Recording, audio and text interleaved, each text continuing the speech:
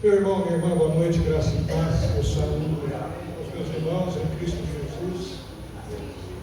Também saúdo a todos aqueles que assistem esse culto de louvor, adoração, ensino da palavra de Deus, pelas redes sociais da igreja. Eu gostaria que você abaixasse a sua cabeça, de forma bem rápida, voltasse a sua vida diante do Senhor. Eu não conheço a sua vida, não conheço a sua casa, mas eu sei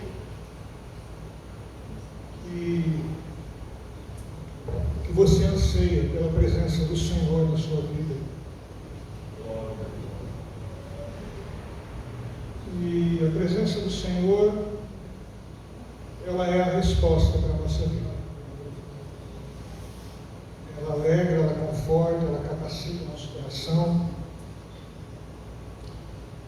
Ela nos dá a vitória no meio dos problemas. E o Espírito Santo, Ele conhece a nossa vida.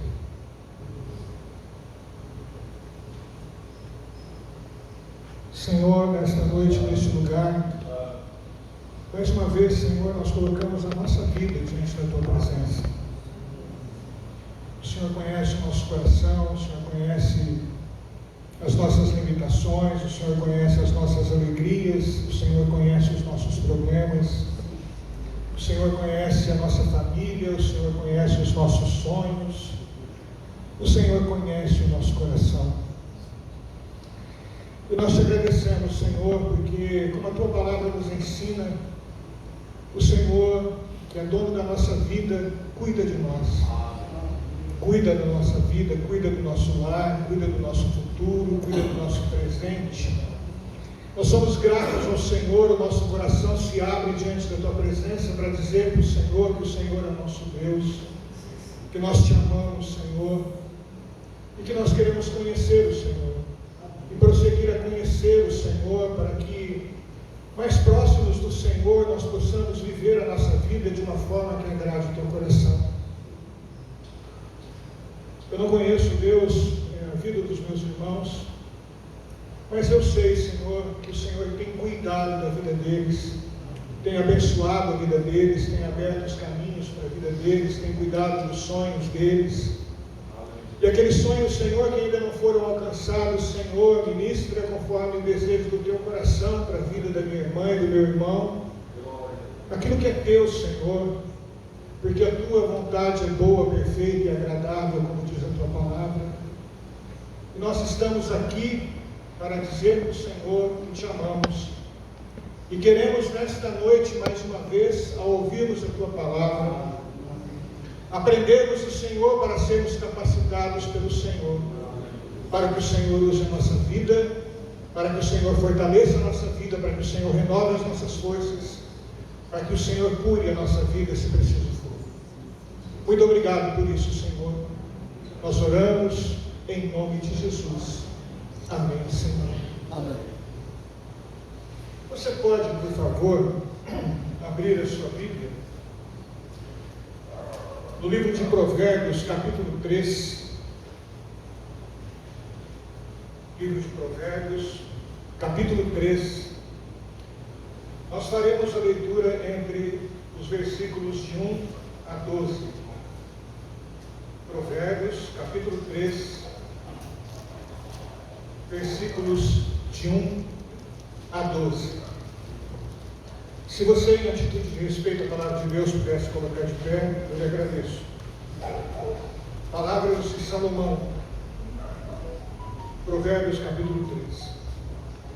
Meu filho, não se esqueça da minha lei, mas guarde no coração os meus mandamentos, pois eles prolongarão a sua vida por muitos anos e lhe darão prosperidade e paz. Que o amor e a fidelidade jamais o abandone. Prenda-os ao redor do seu pescoço, escreva-os na tábua do seu coração. então você terá o favor de Deus e dos homens e boa reputação. Confie no Senhor de todo o seu coração e não se apoie em seu próprio entendimento. Reconheça o Senhor em todos os seus caminhos e Ele endireitará as suas veredas. Não seja sábio aos seus próprios olhos. Tema o Senhor e evite o mal. Isso lhe dará saúde ao corpo e vigor aos seus ossos. Honre o Senhor com todos os seus recursos e com todos os primeiros frutos de todas as suas plantações, e assim os seus celeiros ficarão plenamente cheios e os seus barris transbordarão de vinho. Meu filho, não despreze a disciplina do Senhor, nem se magoe com a sua repreensão, pois o Senhor disciplina a quem ama, assim como o Pai faz ao Filho, de quem Ele deseja todo o bem. Podemos assentar? Aleluia.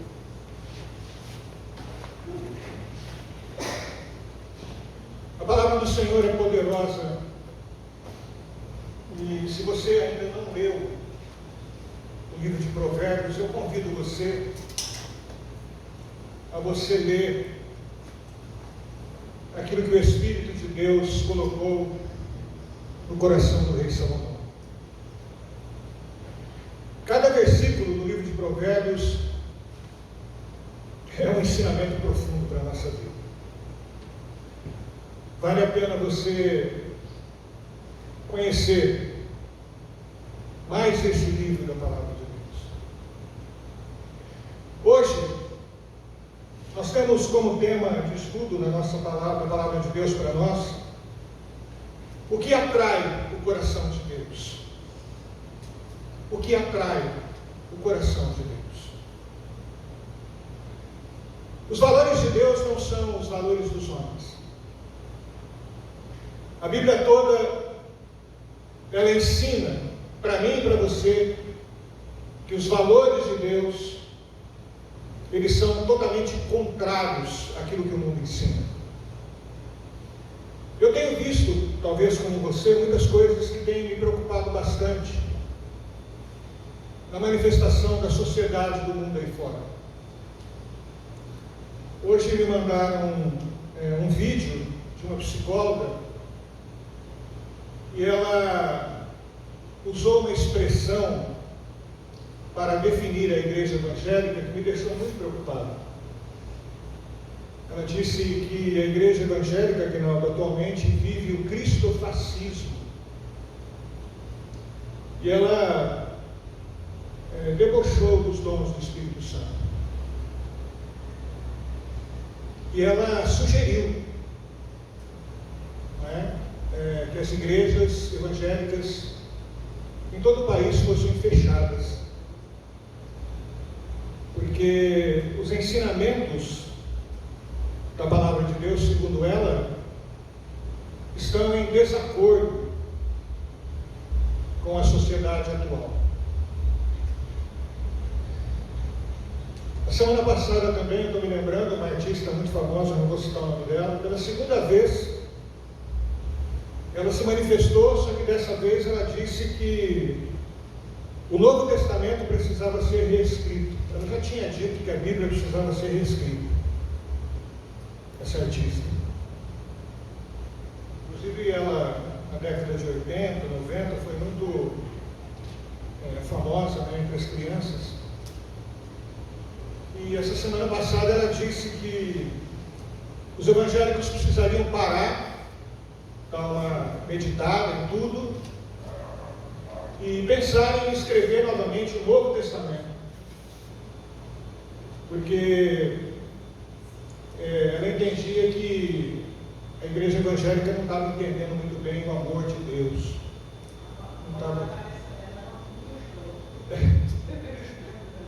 Então ela dizia que nós pregamos o Evangelho, nós falamos do amor de Deus, mas nós não vivemos o amor de Deus. Declarações assim, meus irmãos, demonstram, e eu não falo isso aqui para espantar você, não é isso, mas demonstram de forma muito clara, talvez, o caminho que nós estejamos caminhando aí, a passos largos, com relação à frente que a igreja tem que ter e se posicionar diante da sociedade. Nós somos uma linha que, com amor, respeito e verdade, acima de tudo, tem que se posicionar. Nós não podemos mais recuar e ouvir apenas. E para isso nós precisamos conhecer a palavra de Deus. Esse embate de ideias, de ideologias, ele só acontece com autoridade vinda do Espírito Santo quando o conhecimento está em nós. Nós precisamos conhecer a Bíblia. Isso faz parte do desenvolvimento da nossa vida e do nosso compromisso com Deus. Portanto, os valores do mundo não são os valores de Deus. Nenhum poder humano, nenhuma autoridade humana, nenhuma inteligência humana, nenhuma riqueza humana chama a atenção de Deus. Essa é a verdade. Porque se o poder humano existe, ele é dono do poder. Se a inteligência humana existe, ele é dono da sabedoria. Se a riqueza existe, ele é dono do ouro e da prata e do universo, de todas as coisas. Por isso que os valores de Deus, eles não são comparáveis aos valores do homem. Status, riqueza, mansão, dinheiro no bolso, nada disso chama a atenção de Deus. Deus tem os seus critérios, Ele tem aquilo que Ele aprova, Ele tem aquilo que Ele endossa, Ele tem aquilo que Ele criva. E é exatamente dentro desses critérios que norteiam o poder de Deus, é sobre eles que nós temos que viver. Por isso, nesta noite, eu queria, juntamente com você, aprendermos um pouco sobre aquilo que atrai o coração de Deus, olhando para mim. E através do Espírito Santo, nós vamos falar a respeito de 5 personagens da Bíblia no tempo que temos, e olhar para a vida desses personagens e vermos na vida deles o que atraiu a atenção de Deus. O primeiro deles é o rei Davi. Davi, ele foi ungido rei, como eu e você sabemos, aos 17 anos de idade. Davi, ele tinha uma profissão que na época, como nos dias atuais, até hoje, nos dias de hoje em Israel, Davi era pastor de ovelhas. Essa função, essa profissão, até mesmo nos dias de hoje em Israel, é uma função assim, pastor Manuel, colocada como de segunda classe. Porque a ovelha, ela cheira mal. E os pastores chegam até mesmo a pernoitar com as suas ovelhas. E interessante, a gente percebe isso claramente na vida de Davi, quando o profeta Samuel vai até a casa de Jessé e pede para o profeta: olha, separa todos os teus filhos aí, todos eles sem exceção, porque um deles vai ser ungido rei de Israel. E Jessé vai, separa todo mundo, menos Davi. Davi fica lá no campo. E interessante que Samuel bate o seu olhar sobre os filhos ali presentes de Jessé, e Jessé esperando, porque ali estão os seus filhos mais fortes, os guerreiros. Mas Samuel fala: olha, não é nenhum deles não tem mais ninguém. Ah, tem Davi, ele está pastoreando as ovelhas, vai buscá-lo. Existe um momento da vida do rei Davi, ele que foi ungido aos 17 anos de idade, que tem que nos chamar a atenção. E ali a gente percebe já o posicionamento de Davi com relação ao seu chamado e perante ao seu Deus. Quando seu pai manda que ele leve alimentos para os seus irmãos que estavam em guerra contra os filisteus, Davi se aproxima do exército, dos líderes do exército do povo de Israel, e o gigante Golias, ele afronta o exército, mas ele afronta a Deus. O gigante Golias, ele afronta a Deus.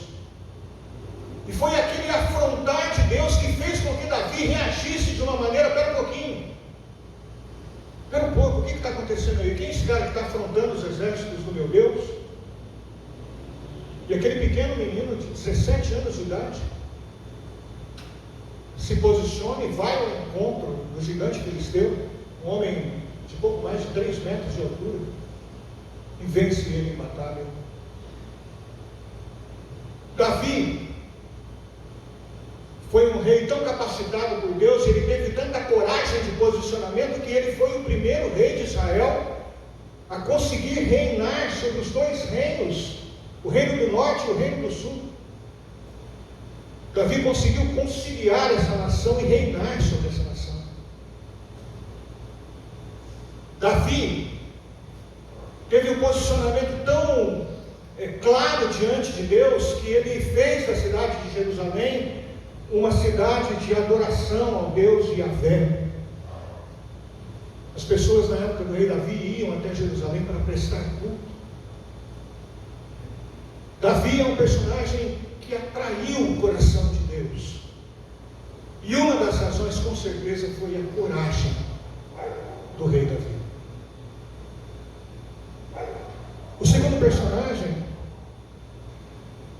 foi a viúva pobre, relatada em Marcos capítulo 12, versículos 41 a 44. Essa mulher chamou e atraiu o coração de Deus. Se você ler esse texto, você vai ver que Marcos relata que Jesus estava sentado na sinagoga, olhando para o local onde as pessoas colocavam as suas ofertas. E junto dele, alguns discípulos. Nós não sabemos quais eram os discípulos que estavam com Jesus. E Jesus, sentado ali, via as pessoas depositarem ali no gasofilácio as suas ofertas. Quando de repente uma viúva muito pobre chega perto do lugar de oferta e coloca, diz a Bíblia, 2 pequenas moedas de pequeno valor dentro daquele gasofilácio. E Jesus imediatamente volta o seu olhar para aquela viúva e chama os discípulos e fala: olha, eu estou observando o que o pessoal está colocando aqui no gasofilácio, até mesmo grandes quantias, mas as pessoas que estão dando esses valores aqui estão dando a sobra. Mas essa mulher aqui, ela deu tudo o que ela tinha. Essa liberalidade de coração, essa simplicidade dessa mulher pobre atraiu o olhar de Jesus. Veja, não foi a grande oferta, não foi o grande valor, mas foi a fidelidade. A fidelidade daquela mulher que fez com que Jesus chamasse os discípulos, porque Jesus tinha uma função com os discípulos, que era de ensiná-los o caminho enquanto ele estivesse caminhando com os discípulos. E Jesus chama todos eles e fala: olha, ela deu pouco, mas ela deu tudo o que tinha. Isso chamou a atenção de Jesus, isso atraiu o coração de Deus com relação à viúva. Veja como é o valor do nosso Deus para comigo e para com você. Veja como Ele olha a questão da fidelidade da nossa vida para com Ele. E interessante, eu estava pensando sobre isso, interessante que Jesus poderia ter usado a fidelidade de uma outra forma para ensinar. Mas Ele usou a fidelidade no aspecto financeiro para ensinar a base da fidelidade que Ele aprova. A fidelidade do nosso coração, a fidelidade da nossa vida.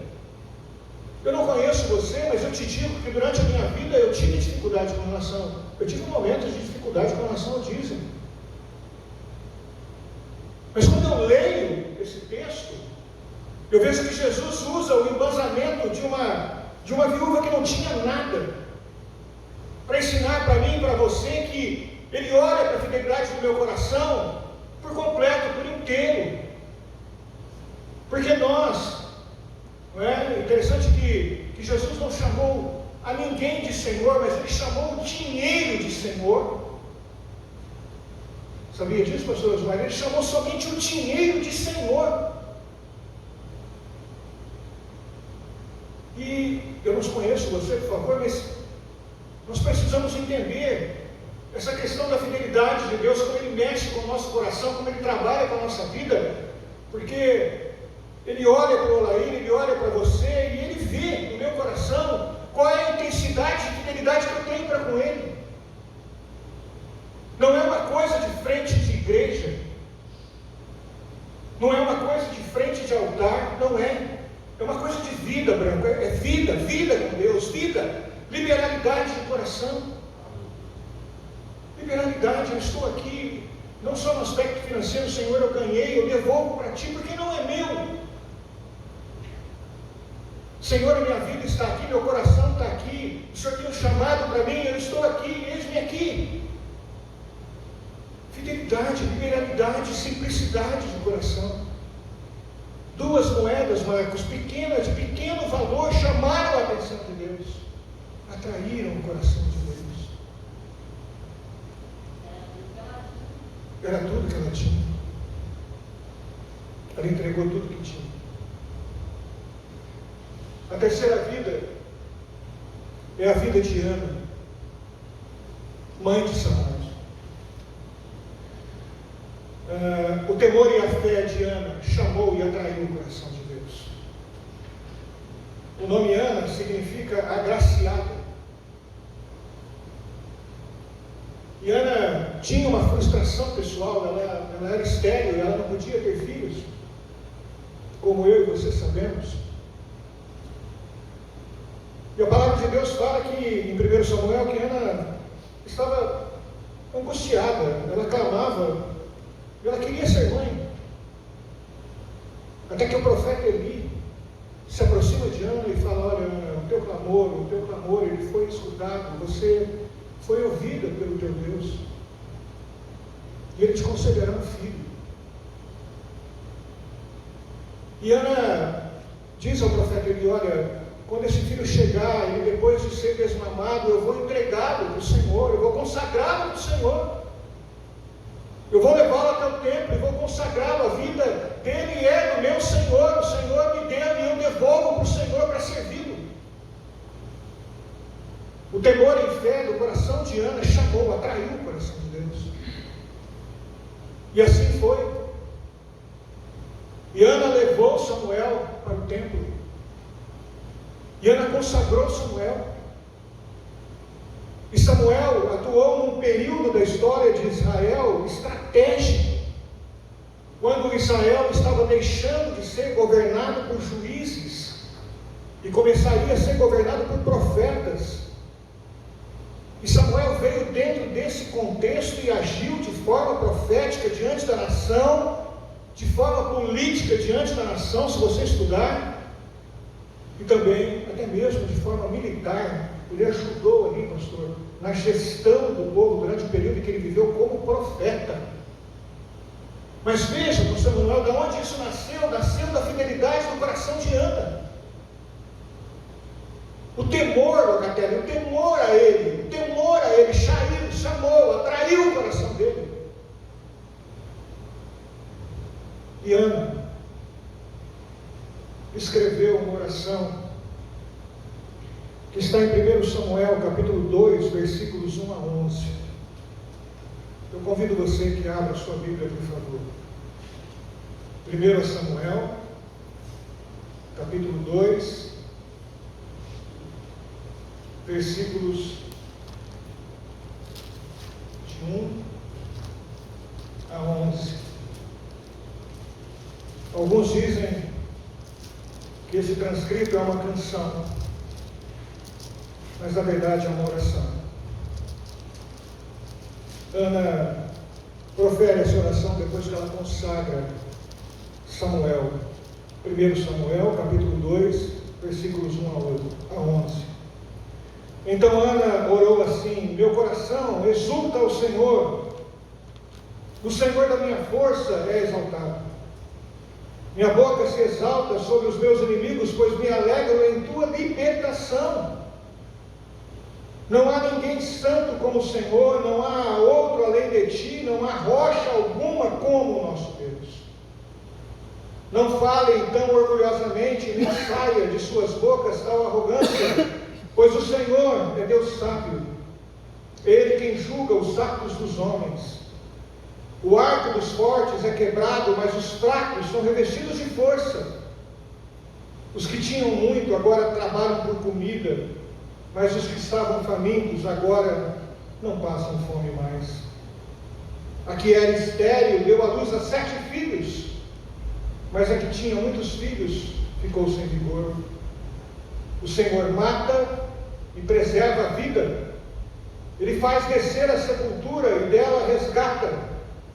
O Senhor é quem dá pobreza e riqueza, Ele humilha e Ele exalta. Levanta do pó o necessitado, e do monte de cinzas ergue o pobre. Ele os faz sentar-se como príncipes e lhes dá lugar de honra. Pois os alicerces da terra são do Senhor, sobre eles estabeleceu o mundo. Ele guardará os pés dos seus santos, mas os ímpios serão silenciados nas trevas, pois não é pela força que o homem prevalece. Aqueles que se opõem ao Senhor serão despedaçados. Ele trovejará do céu contra eles. O Senhor julgará até os confins da terra. Ele dará poder a seu rei e exaltará a força do seu ungido. Então Eucana, marido de Ana, voltou para casa em Ramá, mas o menino começou a servir o Senhor sob a direção do sacerdote. O temor e a consciência do poder de Deus e a expectativa daquilo que poderia trazer para a sua vida chamou a atenção de Deus com relação à serva Ana. O quarto exemplo, meu irmão, é o apóstolo Paulo. Muito se fala da conversão de Paulo. Muito se fala, e eu e você conhecemos, do momento em que Paulo, do caminho de Damasco, foi encontrado por Jesus. Mas às vezes, talvez, eu acredito, você não tenha conhecimento de como foi a vida, o início da vida do apóstolo Paulo, depois de convertido. A Bíblia fala que Paulo perdeu a visão diante da glória do Senhor. Ele foi levado até a cidade e cego. Ele ficou durante 3 dias. Até que o Senhor deu a ordem a Ananias que fosse até Paulo e orasse por ele. Ananias não queria ir. Ananias tinha medo de Paulo. Aliás, não apenas Ananias. E aqui está algumas coisas que você talvez não saiba. A palavra de Deus diz que depois que Paulo recobrou a visão, o primeiro amor de Paulo era tão efusivo, tão presente, tão forte, que Paulo saiu pregando a palavra de Deus. É isso que o livro de Atos fala. Mas pare e pense para aquelas pessoas, inclusive da igreja, que conheciam Paulo antes. O início da vida apostólica de Paulo não foi fácil. O início foi muito difícil. Se você ler o livro de Atos dos Apóstolos e estudar também, você vai ver que Paulo passou um período na igreja de Antioquia. A igreja de Antioquia foi uma igreja assim proeminente no início do cristianismo. Era uma igreja que crescia muito. E ela tinha uma liderança muito forte. Eram líderes em Antioquia Barnabé, levita, Simão Níger, um negro, Lúcio de Cirene e Manaém, um tetrarca da família de Herodes. Era uma liderança de autoconhecimento do cristianismo. Paulo chega em Antioquia e ele chega já nesse contexto do primeiro amor. E alguns teólogos dizem que esse início de vida de Paulo, transformado no seio da igreja, foi meio complicado. Porque as pessoas, pastor Manuel, não viam a Paulo como ele realmente era agora. Havia uma dificuldade em entender de matador para convertido. E a palavra de Deus diz que após o batismo de Paulo, Paulo ficou no deserto da Arábia por 3 anos estudando a palavra de Deus, orando e se dedicando à palavra de Deus, para conhecer a Deus, para se aproximar de Deus. Paulo estudou com Gamaliel durante 5 anos, para entender o evangelho que ele havia feito. Paulo dedicou 14 anos da sua vida em viagens missionárias. 14 anos. Os teólogos dizem que Paulo se converteu aos 41 anos.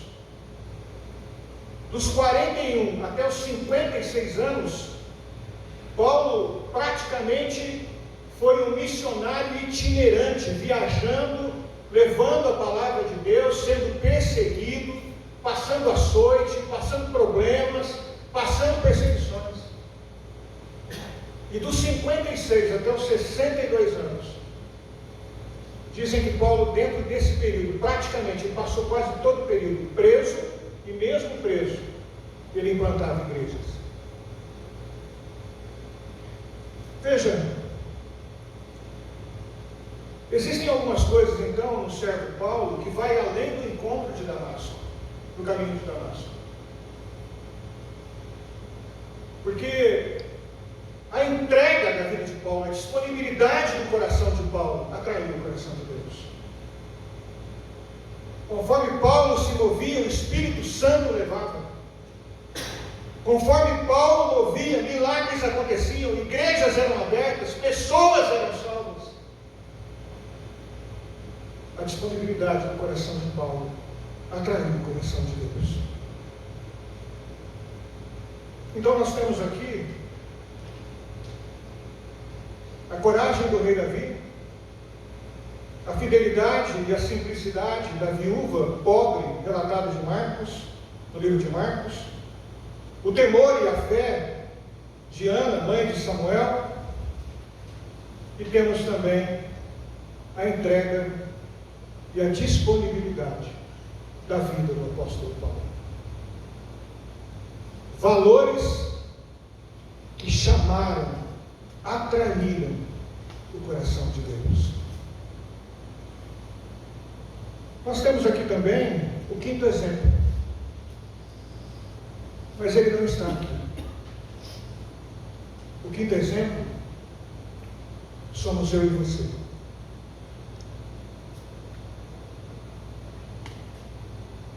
Nós temos nos posicionado para atrair o coração de Deus. Nós temos nos posicionado com simplicidade e fidelidade a Deus. Nós temos tido coragem para defender esse evangelho com a nossa vida. Nós temos tido a disponibilidade do apóstolo Paulo para dizer, como Samuel disse: eis-me aqui, Senhor, usa a minha vida. Porque o que atrai o coração de Deus, meu querido, não é a aparência, não é aquilo que nós vemos, mas é aquilo que nós vivemos. Isso atrai o coração de Deus. E Ele tem prazer, Ele tem alegria, Ele tem regozijo. O Espírito Santo busca e quer pessoas que atraiam o coração dele com a vida, branco, com a disponibilidade de fazer a obra, de estar sujeito diante desse mundo que cada dia mais estará na contramão daquilo que a palavra de Deus ensina, para que nós nos posicionemos, para que nós falemos, para que nós achamos, para que nós preguemos, porque a palavra de Deus fala que quando nós somos fracos, estamos fortes. Então, independente do problema, nenhum problema será justificativo para que eu recue diante daquilo que Deus tem para mim. Basta apenas eu me posicionar para que o coração de Deus seja atraído em direção à minha vida, e Ele use a minha vida, e Ele encha meu coração de alegria, de perspectiva, de esperança, de poder, de autoridade do Espírito Santo, de renovo, de unção, de graça, de saúde, de bênção. Porque a minha vida, o meu olhar, o teu olhar e a tua vida serão fiéis aos olhos dele, e ele responderá na proporção daquilo que ele é, perfeito em tudo que faz, sobre você, sobre a sua casa, sobre a sua história, sobre o seu coração e sobre o seu futuro. Eu profetizo sobre a tua vida a unção do Senhor, para que o Espírito Santo de Deus crave no teu coração a palavra, para que eu e você não sejamos apenas ouvintes do que ela diz, mas sejamos praticantes do que ela fala, do que ela ensina. Que o meu coração e o teu coração, e Deus sabe quais são os empecilhos, Deus sabe, o Espírito Santo sabe, que eles sejam quebrados pelo poder do sangue de Jesus, para que nós estejamos dispostos a fazer a obra do Senhor, que nós não nos conformemos em apenas sermos ouvintes da palavra, mas que o nosso coração balance, na presença do Senhor, e diga para o Senhor: Senhor, eu estou aqui, usa a minha vida, usa na igreja, usa fora dela, usa dentro da minha família, usa para aqueles que eu amo, usa para aqueles que eu perdi a esperança, Senhor, porque isso atrai o coração de Deus, e é assim que Ele abençoa a nossa vida, e nos dá infinitamente mais do que pedimos e pensamos, porque Ele é Deus, e Ele pode todas as coisas no poder da cruz. Vamos orar? Eu convido o pastor Manuel que venha aqui até a frente, por favor, pastor. Após nós orarmos, nós estaremos encerrando, e eu deixo aqui um convite para todos aqueles que nos assistem nas redes sociais, que venham e participem dos trabalhos da nossa igreja. Ela está localizada na Rua Iritiba, 528, no bairro de Anchieta, São José do Rio Preto. Os nossos trabalhos são o culto da família, dirigido pelos nossos pastores, todos os domingos, às 19 horas, e também os nossos cultos de oração e de ensino da Palavra de Deus, todas as terças-feiras, às 19h30. Você é nosso convidado, você será muito bem recebido. Eu vou orar pela sua vida, e depois eu passo a palavra ao pastor Manuel. Deus, a nossa vida, a tua palavra tem um poder, Senhor, que pertence somente ao Senhor.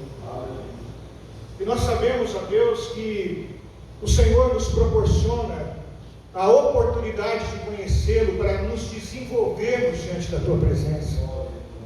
O Senhor quer usar a nossa vida, o Senhor incomoda o nosso coração. Então, Senhor, nós estamos aqui nesta noite para agradecer ao Senhor por essa imensa oportunidade, demonstração de amor que o Senhor fez para conosco, porque o Senhor morreu por nós, ressuscitou por nós, e nós esperamos a tua volta e queremos ser usados pelo Senhor. Então, Espírito Santo, nesta noite, a começar da minha vida, ajuda a minha vida a atrair teu coração, Senhor. Ajuda a vida dos meus irmãos e irmãs que estão aqui nesse templo e que nos ouvem nas redes sociais, para que nós vivamos atraindo o teu coração para nós, que Que nós tenhamos a coragem, Senhor. Que o nosso coração seja fiel a Ti, Senhor.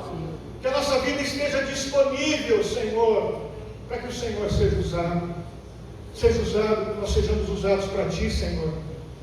Senhor, as pessoas que estão aqui nesta noite, que talvez ainda não entenderam isso de forma correta, ou não se propuseram, Senhor,